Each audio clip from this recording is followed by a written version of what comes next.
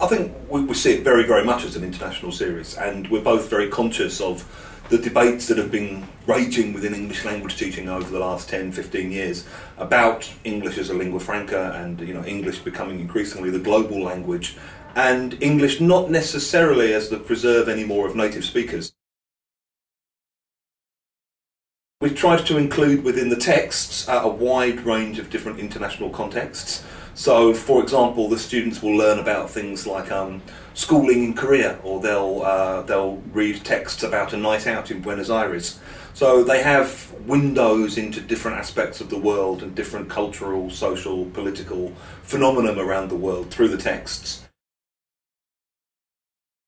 In addition to that, I think we've tried to ensure that students get exposure to a wide range of accents. Not necessarily with a goal to them replicating them in terms of pronunciation, where I think we still adopt a sort of relatively native speaker, relatively RP kind of goal, but with a view to them being able to process different kinds of accents and to regard different kinds of accents as normal. Whether that is native speaker accents, whether they hear someone from Glasgow or someone from London or someone from New York or someone from Canada or Australia, or whether that's non-natives that they hear, so they'll hear French accents, Russian accents, Chinese accents. So we've tried to include that. We've tried to include some conversations which are actually non-native speaking to non-native to show students that this is how English works in the real world. So, for example, there's a conversation in a restaurant in Peru where a Peruvian businesswoman guides a Swedish client through a Peruvian menu.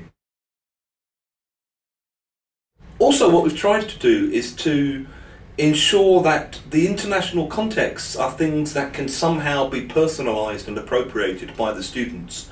So with things like the menu, for example, where the Swedish guy gets guided through this menu, this then leads to a task where the students have to write a menu for their own country in their own language, and then role play a conversation where one of them pretends to be a foreign person, having a business meal or having a meal with people from that country. So they then have the opportunity to personalise and localise the language that they've been given themselves. And that's a very important principle for us, that there's a kind of global perspective, but there's also a lot of attempts for the students to be able to take that language and then re-personalise it themselves from their own local perspectives.